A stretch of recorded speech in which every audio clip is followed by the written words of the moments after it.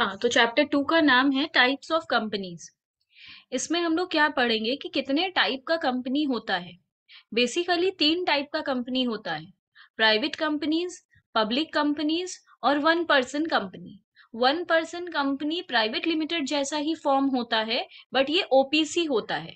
क्या होता है डिटेल में बाद में पढ़ेंगे। सेकेंड, यहाँ पे लिखा है classification of companies on the basis of incorporation. Incorporation का मतलब होता है रजिस्ट्रेशन। रजिस्ट्रेशन के हिसाब से कंपनी 3 टाइप का है। ये जो ऊपर पढ़े ये कंपनीज एक्ट 2013 के हिसाब से कंपनी 3 टाइप का है। तो जब बोलेगा कंपनी कितने टाइप का है, कंपनीज एक्ट 2013 के हिसाब से बोलो, तब हम लोग 3 कंपनी बोलेंगे। प्राइवेट कंपनीज, पब्लिक कंपनीज और वन पर्सन कंपनी। जब इनकॉर्पोरेशन के हिसाब से बोलेगा कितने टाइप का कंपनी है, तो इनकॉर्पोरेशन के हिसाब से कंपनी 3 टाइप का है। Statutory company, registered company, unregistered company. Statutory company क्या होता है? ये जो कंपनी होता है, ये एक पार्लियामेंट के एक स्पेशल एक्ट के थ्रू बनता है। मतलब कह सकते हैं जो स्टैट्यूटरी कंपनी होता है वो पार्लियामेंट द्वारा बनाया जाता है। ये पार्लियामेंट बनाता है। इसके ऊपर कंपनीज एक्ट 2013 एप्लीकेबल नहीं होता है। मतलब कंपनीज एक्ट 2013 में हम लोग कंपनी का जो भी रूल्स पढ़ते हैं, एक कंपनी को ऐसा होना चाहिए, वैसा होना चाहिए, ये करना चाहिए, वो करना चाहिए, ये स्टैट्यूटरी कंपनी के ऊपर वो सब रूल्स लागू नहीं होता है। तो स्टैट्यूटरी कंपनी किसको कहते हैं?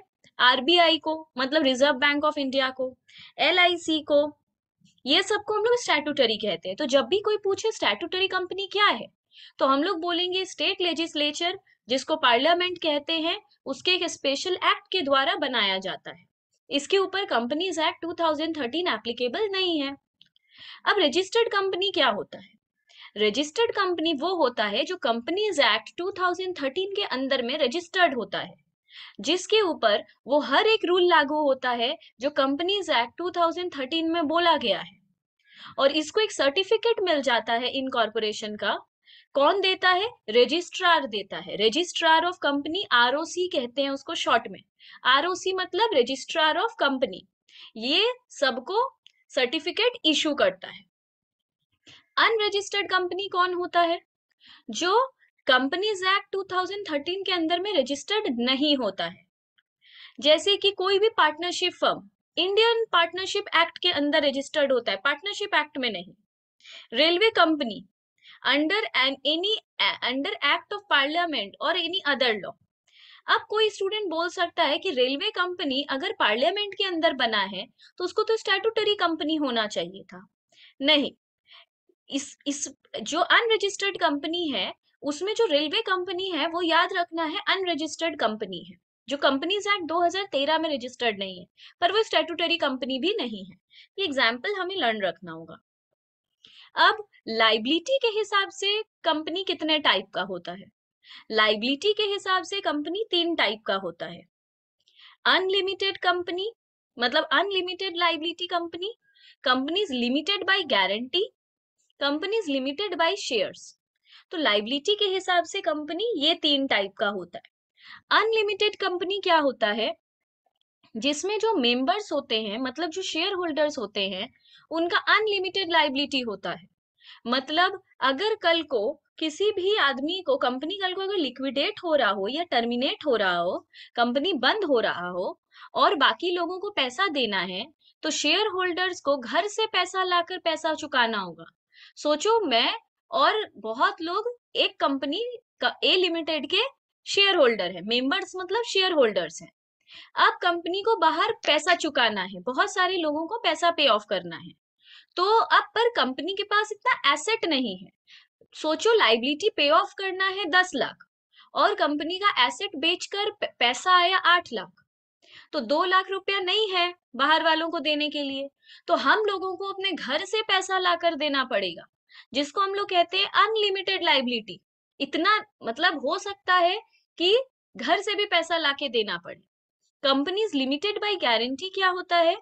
जिसमें मेंबर्स का लाइबिलिटी उतना ही होता है जितना मेमोरेंडम ऑफ एसोसिएशन में लिखा हुआ है।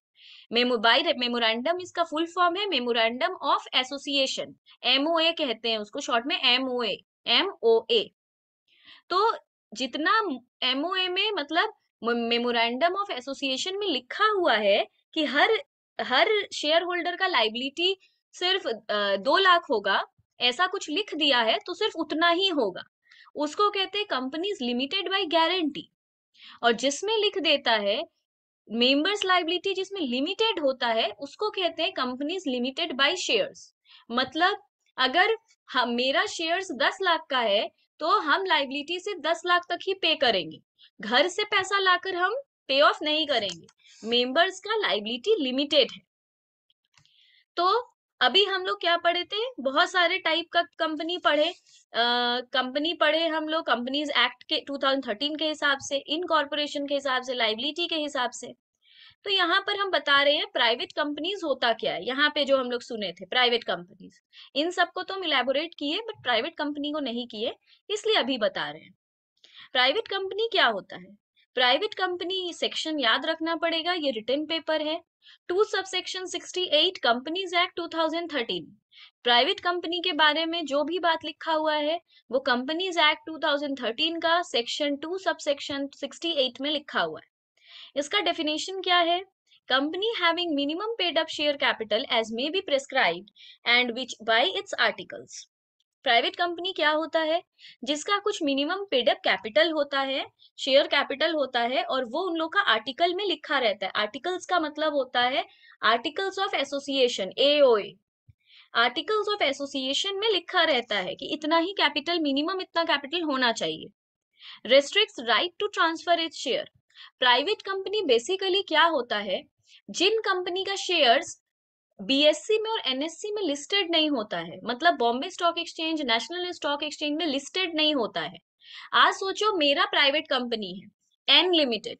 अब एन लिमिटेड अगर मेरा प्राइवेट कंपनी है तो इसका शेयर तुम लोग नहीं खरीद सकते, पर जो पब्लिक कंपनी होता है, यहाँ जो ऊपर पब्लिक कंपनी लिखा है, इसका शेयर हम सब खरीद सकते हैं। इन सब का शेयर मार्केट में मिल रहा होता है एनएससी बीएससी के वेबसाइट पे, जैसे Reliance, Tata, axis bank, ICICI bank, ये सब का शेयर्स हम खरीद सकते हैं।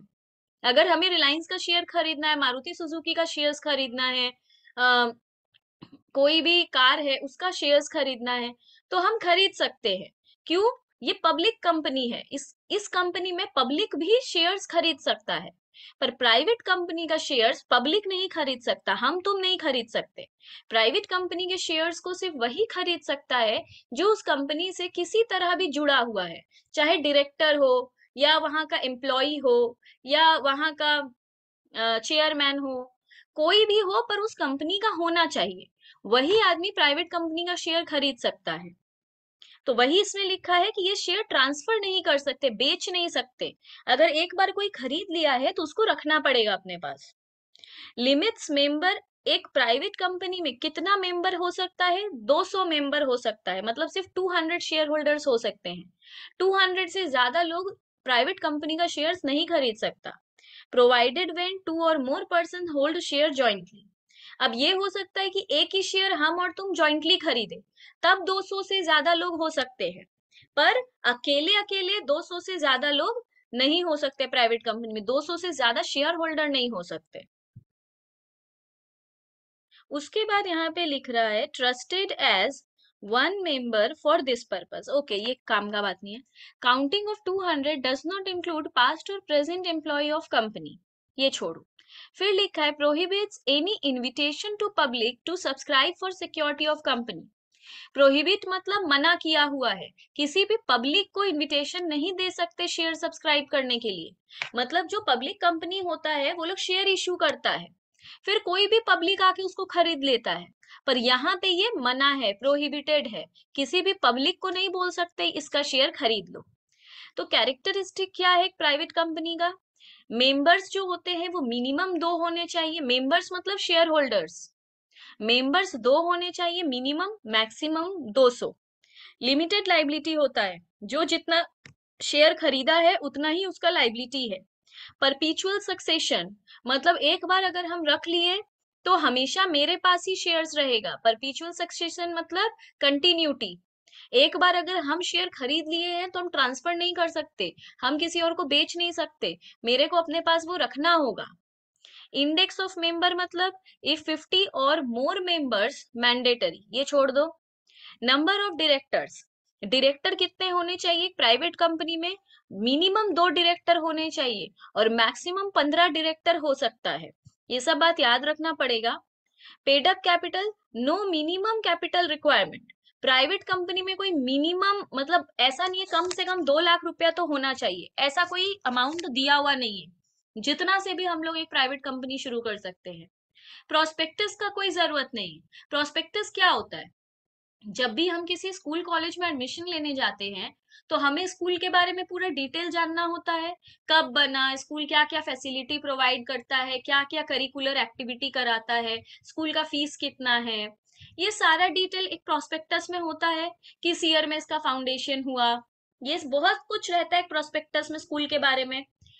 तो प्रोस्पेक्टस कंपनीज का भी होता है कि वो कंपनी कब बना, अभी कितने डायरेक्टर है, कितने शेयर होल्डर है, प्रेजेंट में इसका कैपिटल कितना है, कितने डायरेक्टर्स है, ये सब उसमें लिखा रहता है।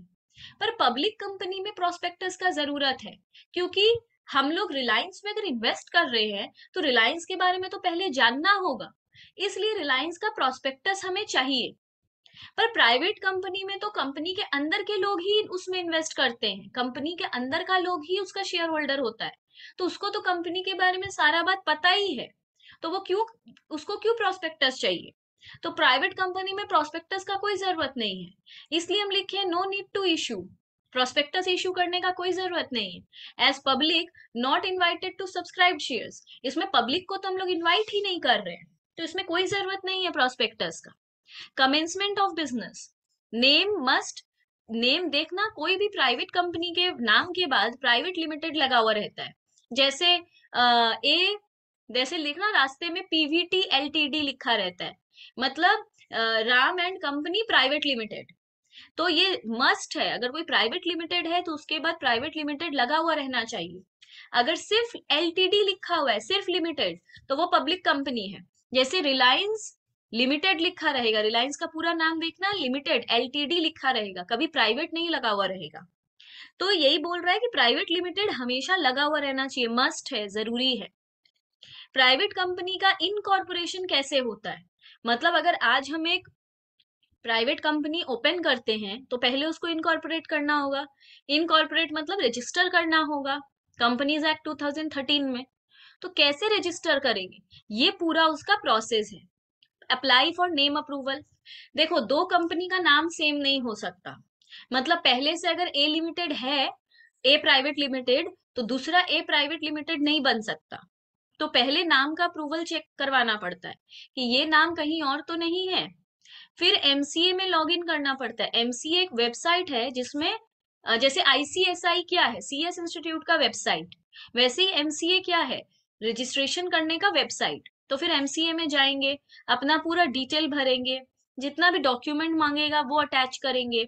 फिर submission of form on MCA, फिर जितना फॉर्म है वो एमसीए के वेबसाइट पे सबमिट करेंगे।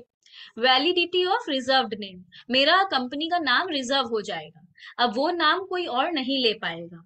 Preparation of document for incorporation of company, incorporation के लिए जितना डॉक्यूमेंट चाहिए वो बनाना पड़ेगा। आईएनसी 9 बनाना पड़ता है, declaration of first subscriber and director. DIR 2 बनाना पड़ता है, declaration from first director along with copy of proof of identity and residential address। ये डायरेक्टर्स के लिए, फर्स्ट सब्सक्राइबर कौन था, मतलब सबसे पहली बार कंपनी का शेयर्स किसने खरीदा, और कंपनी का पहला डायरेक्टर कौन है, उसके लिए ये DIR 2 करना पड़ता है, फर्स्ट डायरेक्टर। तो ये सब याद रखने का जरूरत नहीं है उतना। एनओसी बनाना पड़ता है from owner of property. NOC का मतलब होता है non objection certificate.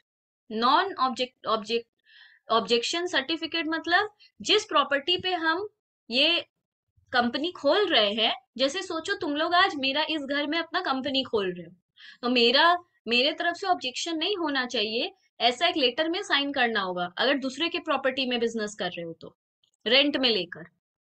Copy of utility, utility मतलब यूटिलिटी बिल मतलब electricity bill, gas bill, telephone bill, किसी भी इस तरीके के बिल को हम लोग यूटिलिटी बिल कहते हैं। तो 2 महीने का 2 महीने से कम का मतलब लास्ट 2 महीने का मेरे को बिल जमा करना पड़ेगा अपना एड्रेस प्रूफ के लिए। इफ सब्सक्राइबर और director do not have DIN, DIN क्या होता है? ये एक आइडेंटिफिकेशन नंबर है। तो वो आइडेंटिफिकेशन नंबर अगर नहीं है सब्सक्राइबर या डायरेक्टर के पास, तो mandatory to attach proof of identity and residential address. तो आइडेंटिटी प्रूफ और रेसिडेंशियल एड्रेस एटलीस्ट अटैच करना पड़ेगा। उसके बाद है all subscriber should have digital signature, सभी सब्सक्राइबर के पास DSC होना चाहिए, डिजिटल सिग्नेचर सर्टिफिकेट। ये क्या होता है? अगर आजकल DSC होता है, DSC क्यों होता है? क्योंकि ऐसे सिग्नेचर कॉपी हो सकता है, पर अगर डिजिटल सिग्नेचर सर्टिफिकेट, ये पेन ड्राइव के जैसा आता है DSC, ये एक पेन ड्राइव जैसा होता है। पेन ड्राइव में मेरा डिटेल रहेगा, वो ये पासवर्ड लॉक्ड रहता है, तो मेरा सिग्नेचर कभी कोई कॉपी नहीं कर पाएगा, क्योंकि अब ये DSC से होता है। Fill the information in form, ये सारा फॉर्म भरना पड़ेगा। फिर पैन टैन GST ये सब देना होगा, ये सब काम का बात नहीं है। तब हम लोग को लास्ट में सर्टिफिकेट मिल जाएगा इनकॉर्पोरेशन का। ये सब छोड़ दो, इतना जरूरी नहीं है। उसके बाद नेम के लिए कैसे अप्लाई होगा उसका डिटेल है, ये एग्जाम में उतना नहीं आता है। मेन बात क्या है वो बता रहे हैं। हाँ, पब्लिक कंपनी क्या होता है? पब्लिक कंपनी भी कंपनीज एक्ट 2013 में ही है, पर इसका सेक्शन 2 सबसेक्शन 71 है। पब्लिक कंपनी क्या है हम बता दिए, जो प्राइवेट कंपनी नहीं है, जिसमें कोई भी आदमी शेयर्स, जिसका कोई भी शेयर्स खरीद सकता है। Subsidiary company of public company deemed to be public company, अगर एक प्राइवेट कंपनी है जो किसी पब्लिक कंपनी का सब्सिडियरी है, सब्सिडियरी का मतलब होता है ले लिया है, एक्वायर कर लिया है। एक पब्लिक कंपनी ने एक प्राइवेट कंपनी का को एक्वायर कर लिया है, तो वो जो प्राइवेट कंपनी था, वो जब पब्लिक कंपनी का सब्सिडियरी बन जाएगा, तो वो प्राइवेट कंपनी भी पब्लिक कंपनी बन जाएगा। मतलब अगर आज हम प्राइवेट कंपनी है और तुम लोग पब्लिक कंपनी हो, तुम लोगों ने मुझे ले लिया, तो हम भी पब्लिक कंपनी बन जाएंगे। सब्सिडियरी में तुम लोग मेरे को खरीदते नहीं हो, हम अपना बिजनेस खुद ही करेंगे, पर तुम लोग मेरे कंपनी में हक जमाने लगते हो। ये तुम लोगों का अकाउंट्स में है, कंपनी अकाउंट्स में ये चैप्टर है होल्डिंग कंपनी बोलकर, उसमें ये सब पढ़ाया जाएगा। पर अभी फिलहाल यही समझ लो सब्सिडियरी कौन है, जो हम तुम लोगों के जूनियर है, तो हम भी पब्लिक बन जाएंगे। तो वही बोल रहा है, पब्लिक लिमिटेड में मिनिमम 7 मेंबर होने चाहिए, मिनिमम 7 शेयर होल्डर होने चाहिए। पब्लिक कंपनी का मैक्सिमम कोई लिमिट नहीं है, क्योंकि एक कंपनी का तो पूरा वर्ल्ड वाइड शेयर होल्डर रहता है, तो एक इसमें कोई लिमिट नहीं है। सिक्योरिटीज, इसमें जो शेयर्स होता है वो फ्रीली ट्रांसफरेबल होता है। रिलायंस का शेयर आज मेरे पास है, तो हम तुम लोग को बेच सकते हैं। पब्लिक कंपनी का कैरेक्टर कैसा है? बोर्ड ऑफ डायरेक्टर मिनिमम 3 होते हैं और मैक्सिमम 15, उसमें मिनिमम 2 थे, maximum 15। May appoint more than 15 by passing special resolution, SR मतलब स्पेशल रेजोल्यूशन। इसमें 15 से भी ज्यादा बोर्ड ऑफ डायरेक्टर हम लोग कर सकते हैं, पर उसके लिए एक स्पेशल रेजोल्यूशन पास करना होगा, मतलब मीटिंग करना होगा, मीटिंग करके डिसीजन लेके 15 से भी ज्यादा डायरेक्टर रख सकते हैं। इसमें भी लिमिटेड लाइबिलिटी होता है, जिसके पास जितना शेयर है मैक्सिमम उसको उतने का ही नुकसान होगा। Number of members minimum 7, maximum कोई लिमिट नहीं है, जो ऊपर भी बता चुके थे। ट्रांसफरेबल शेयर होता है। Life span not affected by death of one of its member, अगर सोचो हम लोग रिलायंस के शेयर होल्डर हैं, हम लोग मर जाते हैं, तो रिलायंस रिलायंस को क्या फर्क पड़ेगा? कोई फर्क नहीं पड़ेगा। तो किसी भी मेंबर के डेथ होने से पब्लिक लिमिटेड को कोई फर्क नहीं पड़ता। Financial privacy is not possible, private limited में सभी कुछ प्राइवेट मतलब प्राइवेसी रहता है। मतलब हम लोग क्यों पब्लिक को बताएं कि मेरा कंपनी कितना प्रॉफिट कर रहा है? पब्लिक को जान के क्या करना है? पर पब्लिक लिमिटेड कंपनी में पब्लिक को सारा बात बताना पड़ता है, इसलिए ऑनलाइन सारे कंपनी का PL और बैलेंस शीट रहता है। अगर अभी हम लोग गूगल में टाइप करें बैलेंस शीट ऑफ रिलायंस या balance sheet of Maruti Suzuki, तो हम लोग को उसका पूरा PL balance sheet, cash flow statement सब मिल जाएगा। क्यों? क्योंकि हम लोग उस कंपनी में इन्वेस्ट करने वाले हैं, तो तुमको तो बताना पड़ेगा तुम्हारे कंपनी का क्या हाल है। इसलिए यहाँ पे प्रिवेसी बोल के कुछ नहीं होता है, सब बात दिखाना पड़ेगा। कैपिटल, यहाँ पर कैपिटल मतलब क्या कैपिटल होता है? जो हम सब इशू, वो लोग कंपनी इशू ऑफ शेयर्स किया, हम लोग कंपनी को पैसा देते हैं और उससे शेयर्स ले लेते हैं, तो इस तरह वो कैपिटल जनरेट करता है। Can invite general public for subscribing shares of company, इसमें जनरल पब्लिक को बोल सकते हैं मेरा शेयर्स खरीदो। इसका जो स्टेप्स ऑफ इनकॉर्पोरेशन है, रजिस्ट्रेशन का प्रोसेस, वो पूरा ही प्राइवेट कंपनी जैसा है। तो इसका रजिस्ट्रेशन प्रोसेस किसी का भी आए, दोनों में सेम लिखना। अब ओपीसी क्या होता है पहले तो जान लो। ओपीसी का सेक्शन है 2 सब सेक्शन 62। अब ओपीसी क्या होता है? जिसमें एक ही मेंबर होता है, एक ही शेयर होल्डर होता है। ये एक टाइप का प्राइवेट कंपनी ही है, मतलब एक ही मेंबर है, मतलब सारा शेयर्स उसी के पास है। Only natural person who is Indian citizen and resident in India और नॉन रेसिडेंट। पहले कैसा था? पहले अच्छा, ओपीसी का जो वो एक पर्सन होगा जो ओपीसी खोल सकता है, वो एक इंडियन सिटीजन होना चाहिए, रेसिडेंट इन इंडिया होना चाहिए, या फिर नॉन रेसिडेंट इंडिया का भी हो सकता है। मतलब वो रेसिडेंट भी हो सकता है, नॉन रेसिडेंट भी हो सकता है, पर उसको एक इंडियन सिटीजन होना चाहिए। जैसे हम लोग जब रेसिडेंशियल स्टेटस टैक्स में कर रहे थे, तो उसमें फॉरेनर भी रेसिडेंट ऑफ इंडिया था। क्यों? क्योंकि क्योंकि वो इतना डेज रहा है इंडिया में, फिर वो फॉरेनर है, इंडिया ने, हम लोग दिमाग नहीं लगाते हैं। पर ओपीसी कौन खोल सकता है? रेसिडेंट हो, नॉन रेसिडेंट हो, कुछ भी चलेगा, पर इंडियन सिटीजन होना चाहिए, फॉरेन सिटीजन का आदमी नहीं होना चाहिए, वही ओपीसी खोल सकता है। Eligible to incorporate OPC and nominee for sole member of OPC. अगर ओपीसी हम खोल रहे हैं, तो हमको वहां पे अपना नॉमिनी का नाम भी देना होगा, क्योंकि कल को अगर हम मर गए तो वो कंपनी फिर कौन लेगा? एक ही तो मेंबर थे हम। अगर हम मर गए तो फिर वो कंपनी का कौन संभालेगा? तो हमको वहां पे नॉमिनी का नाम देना होगा कि मेरे मरने के बाद ये आदमी इस कंपनी का मेंबर रहेगा, शेयर होल्डर रहेगा। रेसिडेंट इन इंडिया क्या होता है? जो टैक्स में हम लोग पढ़े थे कि जो 182 डेज कम से कम इंडिया में रहता है, पर ये वाले सब यहाँ पे इसका मतलब क्या है? Person who stayed in India for period of not less than 120 days. जो एक कैलेंडर ईयर में, वहां पे कैलेंडर ईयर नहीं था, वहां पे अप्रैल टू मार्च था, प्रीवियस ईयर था। यहाँ पे कैलेंडर ईयर है। कैलेंडर ईयर कहते हैं जनवरी से दिसंबर को। जो पूरा जनवरी से दिसंबर में कम से कम 120 दिन रह लेगा, वो रेसिडेंट है। Natural person can be member of only one OPC. एक आदमी एक ही ओपीसी खोल सकता है। ऐसा नहीं है कि हम 2 ओपीसी खोल लेंगे और दोनों में हम ही मेंबर रहेंगे, ऐसा नहीं होता है। एक आदमी एक ही ओपीसी खोल सकता है at any point of time. And said and person shall not be a nominee of more than OPC, more than one OPC लिख लो, 1 OPC। मतलब अगर सोचो आज हम एक ओपीसी खोले, उसमें हम ईशा को नॉमिनी बना दिए, फिर यश भी एक ओपीसी खोला, वो भी उसमें ईशा को नॉमिनी बना दिया, ऐसा नहीं कर सकते। नॉमिनी भी एक आदमी एक ही ओपीसी का रह सकता है। If person being member of OPC become member of another OPC in which he was nominee, decide in which company to continue as member within 6 months। इसमें बोल रहा है, सोचो एक आदमी एक ओपीसी का मेंबर है। जैसे सोचो हम अपना ओपीसी के मेंबर हैं और हम यश के ओपीसी में नॉमिनी है, मतलब मेरा खुद का एक का ओपीसी है जिसमें हम खुद को मेंबर रखे। यश एक ओपीसी खोला जिसमें मेरे को नॉमिनी बना दिया, तो ऐसा नहीं हो सकता। एक ही आदमी ओपीसी का भी मेंबर होगा और दूसरे के कंपनी में नॉमिनी भी होगा, ऐसा नहीं हो सकता। तो क्या करना होगा? हमको डिसाइड करना होगा 6 महीने के अंदर, डिसाइड करके बताना होगा कि हम अपने ही कंपनी के मेंबर रहना चाहते हैं या यश के कंपनी के नॉमिनी रहना चाहते हैं।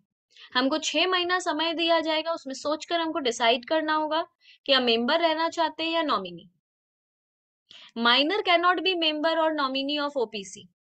एक मेंबर, एक माइनर जिसका 18 साल नहीं हुआ है, 18 ईयर से छोटा लड़का या लड़की, किसी भी कंपनी का ओपीसी का मेंबर नहीं हो सकता और नॉमिनी भी नहीं हो सकता। और can hold share with beneficial interest, ये छोड़ दो। OPC can not be incorporated और कन्वर्टेड इनटू कंपनी। ओपीसी को कभी इनकॉर्पोरेट नहीं किया जाता है, मतलब कंपनीज एक्ट 2013 में इसको रजिस्टर नहीं किया जाता है, और ओपीसी को हम बाद में प्राइवेट कंपनी या पब्लिक कंपनी बना देंगे, ऐसा नहीं कर सकते। ओपीसी ओपीसी ही रहता है। ये सेक्शन 8 ऑफ द एक्ट है। ये ओपीसी का जो बात है, ये वाला जो बात लिखा हुआ है, ये सेक्शन 8 में लिखा हुआ है। OPC cannot carry out NBFI activities, मतलब non banking financial institution. Full form लिखना है तो लिख लो, नॉन बैंकिंग फाइनेंशियल इंस्टीट्यूशन। ये कोई भी नॉन बैंकिंग फाइनेंशियल इंस्टीट्यूशन वाला काम नहीं कर सकता। तुम लोग बोलोगे एनबीएफआई होता क्या है? देखो, बैंक्स क्या होता है, जिसमें हम अपना सेविंग अकाउंट खोलकर पैसा रखते हैं, जब जरूरत पड़ता है जाके लोन ले लेते हैं, और बहुत सारा ऑनलाइन पेमेंट करते हैं। बैंक से बिल ऑफ एक्सचेंज का काम होता है, हम लोग फॉरेन में पेमेंट करते हैं। बैंक का काम सबको पता है, पर ओपीसी नॉन बैंक का काम भी नहीं कर सकता। नॉन बैंक क्या करता है? सिर्फ लोन दे सकता है। नॉन बैंकिंग में कभी कोई अकाउंट नहीं होता है जिसमें हम सेविंग अकाउंट जाके खोल लेंगे। नॉन बैंकिंग का जो जगह होता है, उसमें वो हम लोगों को लोन देता है, इसलिए फिनेंशियल इंस्टीट्यूशन कहते हैं। तो ओपीसी कभी ये काम नहीं कर सकता। Including investment in securities of any body incorporate, ये किसी और कंपनी में इन्वेस्ट भी नहीं कर सकता। जैसे बैंक हम लोगों का पैसा लेकर क्या करता है, जिससे पैसा बढ़ जाता है, वो हम लोगों का पैसा लेके कहीं इन्वेस्ट करता है, पर ओपीसी तो बाहर का पैसा ले ही नहीं सकता, तो वो ये सब काम नहीं कर सकता। Cannot convert voluntarily into any kind of company unless 2 years expired from date of incorporation. ये जो ओपीसी है, ये बाद में कंपनी बन सकता है, कोई और कंपनी, पर 2 साल तक नहीं। अभी हम ऊपर लिखे थे ये कन्वर्ट ही नहीं हो सकता है, आगे बता रहे हैं कि ये कन्वर्ट नहीं हो सकता है, पर 2 साल तक कन्वर्ट नहीं करेंगे। 2 साल हो जाएगा, उसके बाद ओपीसी को कन्वर्ट कर सकते हैं किसी और कंपनी में। उसके बाद बोल रहा है incorporation of OPC except paid up share capital increased beyond 50 lakh or average turnover during period exceeds rupees 2 crore. Amendment can voluntarily convert any time without meeting any criteria. देखो, सबसे पहले हम बताएं कि ओपीसी को कभी भी किसी और कंपनी में हम लोग कन्वर्ट नहीं कर सकते हैं। बाद में हम बोले कैन नॉट कन्वर्ट वॉलेंटरीली, हम लोग इसको अपने मर्जी से कभी भी कन्वर्ट नहीं कर सकते हैं। कन्वर्ट करने के लिए कुछ क्राइटेरिया है, मतलब कम से कम हम लोगों को 2 साल, मतलब इनकॉर्पोरेट किए हुए, ओपीसी बनाए हुए कम से कम 2 साल हो जाना चाहिए, या फिर मेरा जो एवरेज टर्नओवर है, मतलब सेल्स है, वो नहीं, मेरा शेयर कैपिटल 50 लाख हो जाना चाहिए, या फिर मेरा सेल्स कम से कम 2 करोड़ हो जाना चाहिए। मतलब 3 क्राइटेरिया था कि ये तीनों क्राइटेरिया में हमको कुछ फुलफिल करना पड़ेगा अगर हमको ओपीसी से प्राइवेट कंपनी बनना है।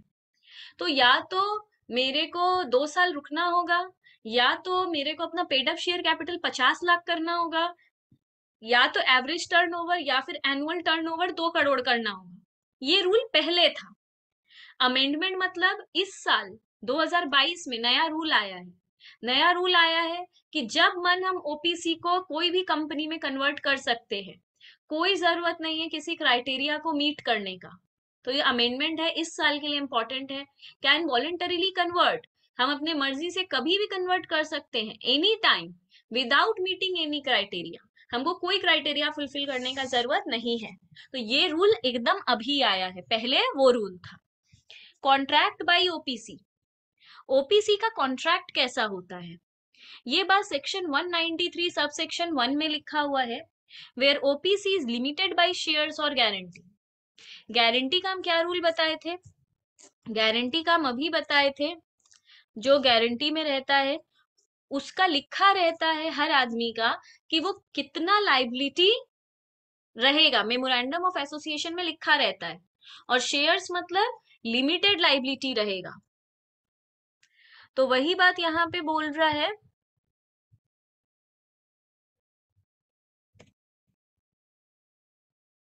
वही बात यहाँ पे बोल रहा है कि ओपीसी लिमिटेड रहता है शेयर्स और गारंटी से, enters into contract with sole member of company who is also director of company। एक कंपनी में ओपीसी में तो एक ही मेंबर रहता है, तो वही मेंबर रहता है और वही डायरेक्टर रहता है, तो उसी के साथ कॉन्ट्रैक्ट करना होगा। A company shall, unless contract is in writing, ensure that terms of contract was recorded in MOA। तो एक ही मेंबर है अगर ओपीसी में तो वही डायरेक्टर है, किसी को कॉन्ट्रैक्ट करना है कुछ तो उसी के साथ करना होगा, और ये कॉन्ट्रैक्ट हमेशा राइटिंग में होता है, और ये कॉन्ट्रैक्ट हो जाने के बाद इसको एमओए में रिकॉर्ड करना पड़ता है, क्योंकि एक ही आदमी है, इसलिए एमओए में ये कॉन्ट्रैक्ट की बातें रिकॉर्ड करनी पड़ेगी। ओपीसी का प्रिविलेज क्या है, मतलब क्या फायदा है, ओपीसी लोग क्यों खोलते हैं? जब ओपीसी प्राइवेट लिमिटेड के जैसा ही है तो हम प्राइवेट लिमिटेड खोल लेंगे। क्यों हम ओपीसी खोलेंगे? क्योंकि ओपीसी में कैश फ्लो स्टेटमेंट नहीं बनाना पड़ता है, सबसे बड़ा फायदा, कैश फ्लो स्टेटमेंट नहीं बनाना पड़ता है। दूसरा फायदा, financial assistance can be taken by members from OPC for purchase or subscribing to our shares। इन लोगों को बहुत सारे तरीके का फिनेंशियल हेल्प मिलता है, असिस्टेंस मतलब हेल्प। ओपीसी खोलने वाले को बहुत सारे तरीके का फिनेंशियल असिस्टेंस मिलता है। Annual return to be signed by CS, company secretary. OPC का जो एनुअल रिटर्न रिटर्न जो भरते हैं हर साल, वो एनुअल रिटर्न जो भराता है सीए, वो सीएस साइन करता है। अगर कोई सीएस नहीं है तो डायरेक्टर साइन करता है। Need not be signed by practising CS. Practising CS किसको कहते हैं? जिस सीएस का खुद का फर्म होता है उसको प्रैक्टिसिंग सीएस बोलते हैं। तो ऊपर जो सीएस लिखा है वो जरूरी नहीं कोई फर्म वाला सीएस ही होना चाहिए, वो सीएस भी हो सकता है जो कहीं जॉब करता है, वो सीएस भी हो सकता है जो घर में बैठा हुआ है कुछ नहीं करता है। सोचो मेरे पास सीएस का डिग्री है पर हमको जॉब करना पसंद नहीं है बाहर जाके, तो हम जॉब नहीं कर रहे हैं और अपना फर्म भी नहीं खोल रहे हैं, बस घर पे बैठे हुए हैं, तो हमसे भी साइन करा सकता है, हम सीएस है ना, करवा सकता है। तो वही नीचे अच्छे से लिखा है, उसको पीसीएस होने का जरूरत नहीं है, प्रैक्टिसिंग सीएस होने का जरूरत नहीं। Need not held hold AGM, उसको कोई तरीके का एनुअल जनरल मीटिंग नहीं करना पड़ेगा जो ओपीसी खोलते हैं। Need not prepare report on AGM, जब एजीएम होता ही नहीं है तो एजीएम का रिपोर्ट भी प्रिपेयर नहीं करना पड़ेगा। Section 98, 100, 111 not applies to OPC, ये तीनों सेक्शन ओपीसी के ऊपर एप्लीकेबल नहीं है। Financial statement and board's report can be signed only by one director, जब एक ही डायरेक्टर है तो सारा फिनेंशियल स्टेटमेंट और बोर्ड में जो रिपोर्ट होता है वो सब वो खुद ही साइन कर लेगा। Need not have more than one director और its board on its board, board of director सिर्फ एक ही होता है, वो तो शुरू से बोल रहे हैं। Hold at least one meeting of board of directors in each half of calendar year, 6 महीने में एक ही करने का जरूरत है, मतलब साल में 2 ही जरूरत है करने का, और एक मीटिंग से दूसरे मीटिंग का 90 डेज का गैप होना चाहिए। तुम लोग बोलोगे किसके साथ मीटिंग होगा, एक ही तो डायरेक्टर था। हम अगर ओपीसी खोले हैं तो हम एक ही डायरेक्टर एक ही मेंबर है, पर और एम्प्लॉय तो होगा मेरे साथ, कोई तो होगा मेरे और कंपनी में, हम सारा काम अकेले तो नहीं करते होंगे, तो जो और लोग हैं कंपनी में हम उनके साथ मीटिंग करेंगे। 2 मीटिंग के बीच में 90 डेज का कम से कम गैप होना चाहिए। बेनिफिट्स क्या है ओपीसी का? Gives individual enterprise all benefits of companies, एक कंपनी को जितना बेनिफिट है इस कंपनी को भी वो सारा बेनिफिट है, मतलब क्रेडिट मिलेगा, बैंक लोन मिलेगा, मार्केट का एक्सेस मिलेगा, लिमिटेड लाइबिलिटी है, लीगल प्रोटेक्शन मिलता है, मतलब ओपीसी वाले भी किसी पे केस कर सकते हैं, तो ये सारा बेनिफिट है ओपीसी का। इसके बाद provides ट्रेमेंडस opportunity for small business, ये अगर ओपीसी कोई खोलता है और छोटा सा ओपीसी खोला है तो भी बहुत हेल्प मिलता है। Lesser compliance in filing return, balance sheet और ऑडिट। कंप्लायंस मतलब रूल्स, लीगल रूल्स, तो बहुत कम लीगल रूल्स है रिटर्न फाइल करने में, बैलेंस शीट बनाने में, ऑडिट करने में बहुत कम झमेला है। Boost confidence of small entrepreneur, ये नॉर्मल बात है। निधि कंपनी क्या होता है? देखो निधि कंपनी ना सोशल वेलफेयर के लिए बनाया गया है। सोशल वेलफेयर के लिए मतलब म्यूचुअल बेनिफिट सोसाइटी को मिले, सोसाइटी के फायदे के लिए हम लोग निधि कंपनी बनाते हैं। तो निधि का मतलब क्या है? Mutual benefit society, means of company, ये भी कंपनीज एक्ट 2013 के ही अंडर में रजिस्टर्ड रहता है। A company which central government may by notification in official gazette declare to be Nidhi और म्यूचुअल बेनिफिट सोसाइटी। एक निधि कंपनी को सेंट्रल गवर्नमेंट अप्रूव करता है कि तुम निधि कंपनी हो। निधि कंपनी बना के हम सिर्फ रजिस्टर करके नहीं बैठ सकते, मेरे को सेंट्रल गवर्नमेंट से अप्रूवल भी लेना होगा, वो भी ऑफिशियल गैजेट में। निधि क्या है? Object of cultivating habit of thrift of saving amongst its member. ये बेसिकली क्या फायदा देता है, किस तरह सोशल वेलफेयर करता है? ये जो मेंबर्स है ना, उनके अंदर सेविंग हैबिट लाने के लिए ये निधि कंपनी खोला जाता है। मतलब बेसिकली सोचो कि हम कमाते बहुत है, पर हम कुछ भी सेव नहीं करते हैं, सब उड़ा देते हैं, सब खर्च कर देते हैं। तो निधि कंपनी इसी हैबिट को रोकने के लिए बनाया जाता है। Receiving deposits from and lending to its member only for mutual benefit. ये उन्हीं लोग के, सोचो कि हम लोग हर महीना अपना पैसा सेव करते हैं, अब अचानक से ईशा को 2 लाख का जरूरत पड़ा, तो किसी बैंक जाके लोन लेने का जरूरत नहीं है, इधर से ही ले लो। जो कोऑपरेटिव सोसाइटी करता है उसी टाइप का है ये। पर ये एक्ट में रजिस्टर्ड, कंपनीज एक्ट 2013 में रजिस्टर्ड है, वो कोऑपरेटिव सोसाइटीज एक्ट में रजिस्टर्ड है, उसी टाइप का होता है ये।